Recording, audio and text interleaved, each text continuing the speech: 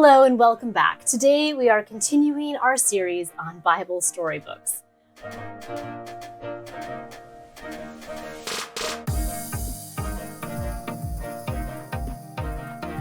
Since posting my last video, I've been looking at more books and listening to more people telling me about their experiences and preferences. It's been really interesting, and if you are one of the many people who has given me feedback in some form, thank you so much. And if you haven't but want to, the survey is still open and the link is in the description. So far, there are three main points that I want us to keep in mind as we look at different books. First, we must remember that Bible storybooks are not the Bible. Second, even good ones will shape and warp our imaginations. And third, one that is good for one family may be bad for a different family, sometimes for theological or philosophical reasons, and sometimes for practical and personal reasons. Because of that last one, I want to try to be impartial as I review. I think it's important to point out things that are wrong, harmful, or problematic, but also recognize that a book I dislike may be the best fit for someone else. So I have built a preliminary rubric based both on my own observations and the feedback that I've gotten since the last video. My hope is that anyone watching will be able to have good information so they can make an informed decision about what they want to use, and second, recognize the flaws in whatever they choose to use so they can supplement where needed. So today we're going to talk about that rubric, and after that we'll be able to apply it to as many books as we want. First, I have to say that one of the great injustices of the world of children's books is that the author gets listed first, but what really sells the story is the pictures. This is doubly true in the realm of Bible stories, where the author isn't even making up their own stories. I am, of course, oversimplifying. I don't wish to throw authors under the bus. They do important work in deciding how to tell a story, even when they don't make it up. For a book to be truly successful, both words and images must work together. We need to recognize, though, that in the case of Bible stories, both author and illustrator are effectively doing the work of translating and interpreting the stories into something a child could hopefully both understand and enjoy. Both are difficult jobs to do well, but I think I would argue that the illustrator often has the more difficult job. After all, the author is working from words that already exist, but no snapshot of Jesus feeding the 5,000 exists for the illustrator to draw from. There is some reality to draw from if they want to try to be accurate. They can reference what the Holy Lands look like today, or consider archaeological finds, ancient art, etc. But they're not only competing with reality, but with what thousands of people have imagined over the years. For example, if they choose a face to represent Jesus, at least someone is going to be disappointed because that's not how they imagined him. I say all this because as I have spent time looking at Bible storybooks, I've arguably spent the bulk of my time so far thinking about the pictures. So before I start offering criticism of either author or illustrator, I want to acknowledge the blood, sweat, and tears that I am certain went into most of these books. I also want us to recognize that these books shape our imagination and thus impact our understanding of the Bible. This is hugely important and why we must talk about it and offer some criticisms. We can love a Bible storybook that is full of inaccuracies, but I want us to at least be aware of how that may be warping our understanding of the Bible so we can take steps to correct it. So the first section of our rubric will look at the illustrations and consider their accuracy.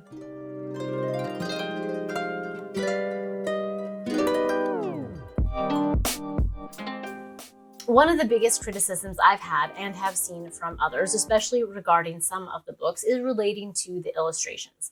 Some of the criticisms are more a matter of personal preference and artistic style, which we'll talk about first. Here, I'll try to be descriptive about the style utilized and whether or not it's well done. We might discuss my personal preference or other people's review of the art style, especially considering if both children and adults would be likely to appreciate the art. Second, we'll look at the impact of the art on the story. Does the art enhance the story?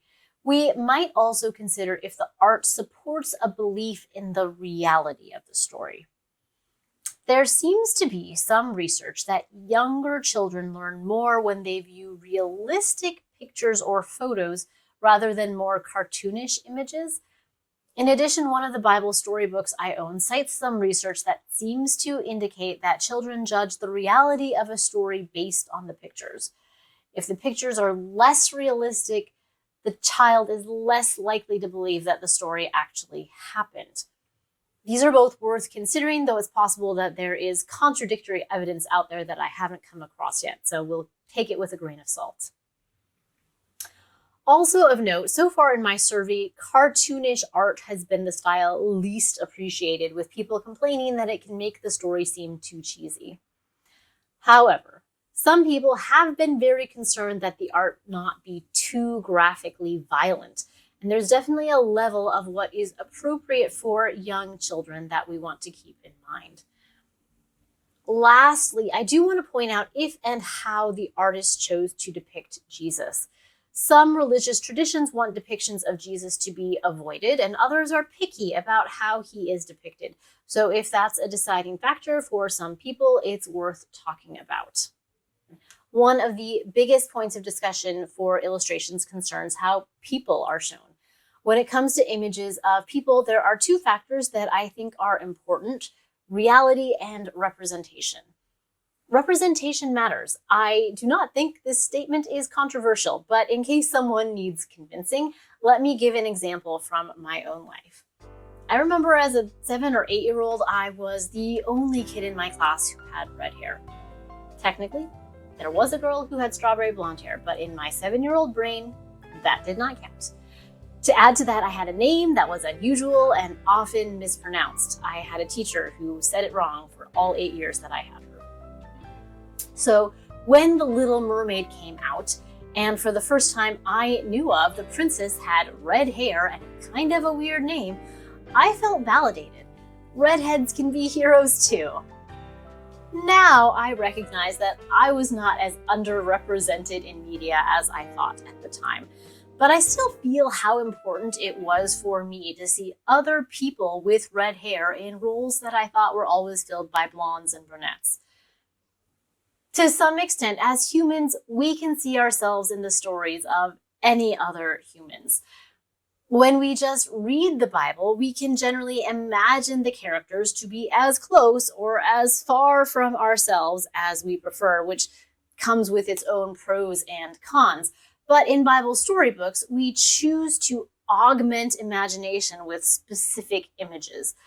Those images shape our imagination in a variety of ways. And one thing they impact is if and how we see ourselves in the story. Paul says there is neither Jew nor Gentile, neither slave nor free, nor is there male and female, for you are all one in Jesus Christ. Galatians 3:28.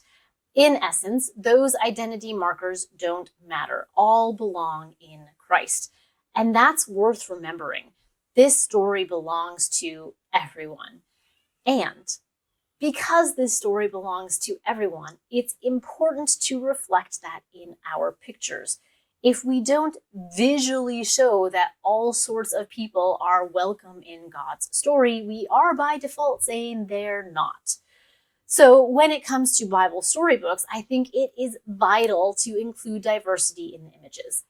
This should include not only gender, hair, skin, and eye color diversity, but also other things like disabilities and economic disparities where possible. This is partly because we do want everyone to be able to see the Bible as relevant to themselves, but also because all those diversities existed in Bible times. Each book will differ on what diversities it most wants to display and if they want to lean more into realism or representation. For example, if I were to draw a picture of the story of Jesus and the little children, I might picture all or most of the children with Down syndrome or some other disability. Realistically, I recognize it's fairly unlikely that any of those children had Down syndrome, much less all of them. But my goal there is not merely realism, but to communicate to my daughter and all her friends the truth that they also are loved and welcomed by Jesus. Depending on the intended audience and purpose, there are times when the truth of the message trumps truly realistic pictures. I want to acknowledge that, and we'll try to take the intended audience and message into account as we critique the illustrations. Another aspect of the illustrations we want to consider is the accuracy of the more background details. Are the clothing and buildings accurate to the time period and place they are trying to represent? Or are they Bible bathrobe, to quote a person who advises authors and illustrators on their children's Bible stories? She rightly points out that we have made up a kind of clothing style and labeled it as Bible clothing, but just because it looks old-fashioned and foreign to our eyes doesn't mean that it's accurate to what would have been worn. Like today, fashions varied over time and place. The clothing worn by Sarah and Mary should be different. And of course, we must look at how the books treat geography. Do the landscapes fit the geography of the region? Hint, they mostly do not. This includes looking at things like rocks and plants and animals. Do the ones pictured fit with what we know about the ecology and geology of the area? We might also ask if the broader landscape is recognizable. For example, the Sea of Galilee has some recognizable features that could be seen in some more detailed illustrations. Is the region recognizable, or is it just a generic body of water? These are most of our considerations to keep in mind as we evaluate illustrations.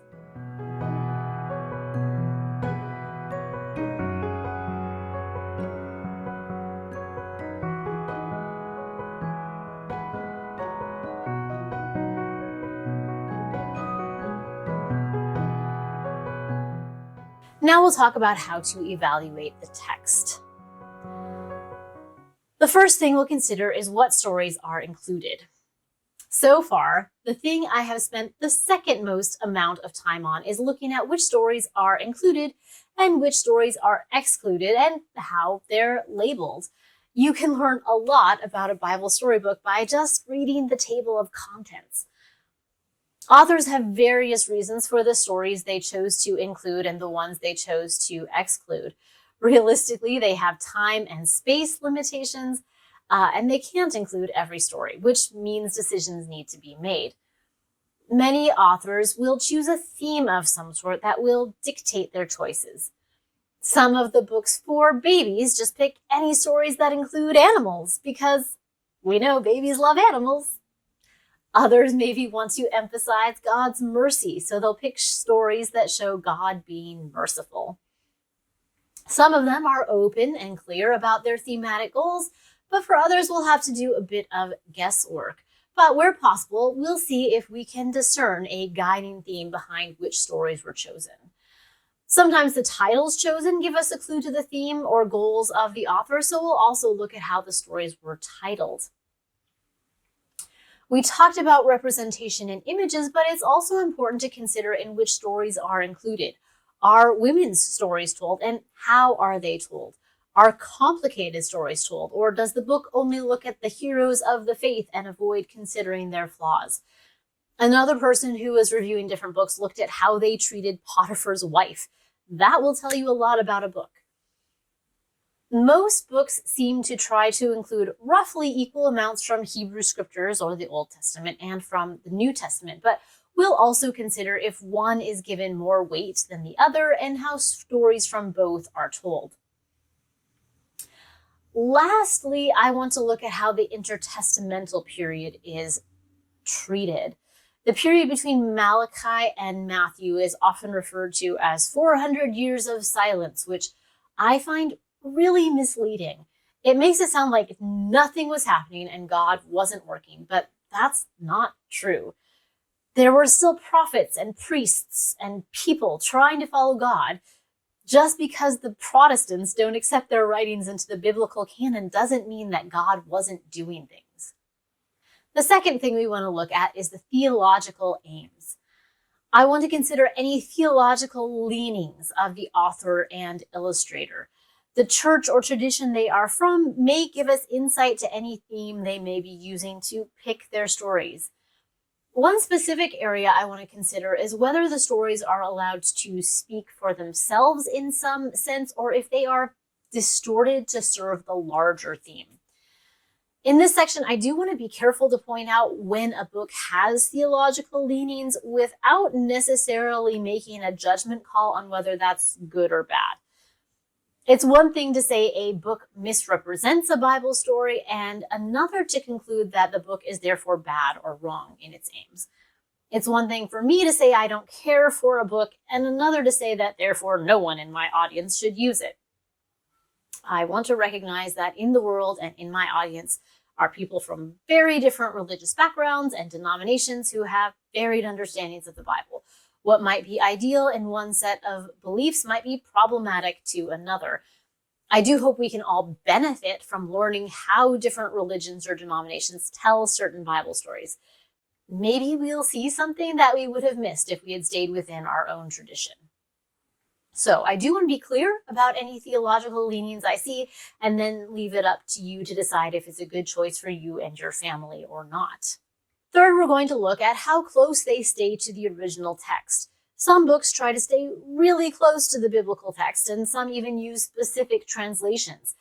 Others will try to add dialogue or explanation to expand the stories or help them make sense. Some really simplify the stories or try to put them into rhyme and meter. We'll try to address the approach taken by the books we are evaluating.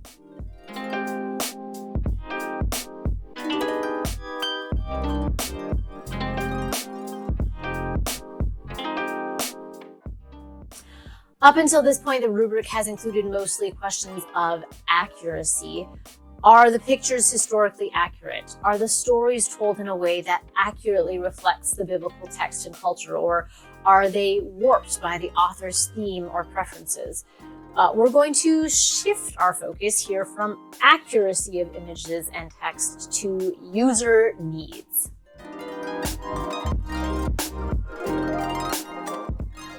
The first thing I want to consider in this category is accessibility. When I read to my daughter before bed, it's often in a low light scenario. Some books have tiny dark text on a dark background. I have decent vision and I struggle to make the words out. So I imagine books like these might be inaccessible for someone who is legally blind or colorblind or even dyslexic. And if that description fits anyone watching, please feel free to chime in on what works well or poorly for you when it comes to children's books. A couple books offer an audio recording to help overcome that barrier, so we'll mention that if that happens. Second, there are practical things to consider. Some books I have seen are definitely better for toddlers, and some are better for grade school kids. The ages they are aimed at will definitely impact how well they will work for certain families. Some families are looking for books that will work for devotional time with discussion questions or prayers. Some storybooks have these, though it's not always well done, and others can be supplemented if that's a priority. We'll talk about that. Some families want this to be a bedtime routine, so predictable length is really important. The third thing we want to talk about is just vibes. My daughter, for example, has very definite opinions about books that she does and doesn't want us to read to her. Some books are almost always a yes, and some books are always a no. Some can vary day to day, so I cannot predict if she will be interested in a particular Bible storybook. And your kids might be the same. They might have a preference for one over another for no apparent reason. I guess it's just the vibes, and those are hard to predict. We might also consider the author's tone here. Sometimes the author's way of speaking may seem condescending or too babyish for both children and adults.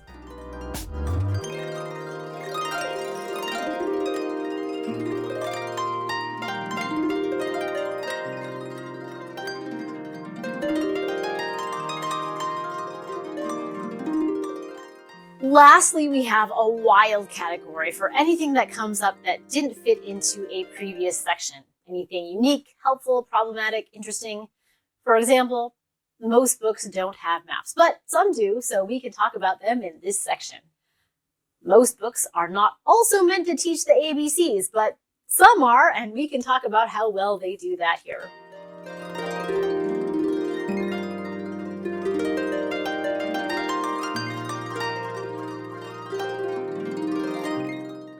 And that's the end of the rubric. Next time, we will try to use this rubric on a specific book. I think we may start with a baby Bible storybook because they are much shorter and can give us a simple baseline. Thank you, as always, for watching. Let me know if there's anything you think I should add, and I will see you next time.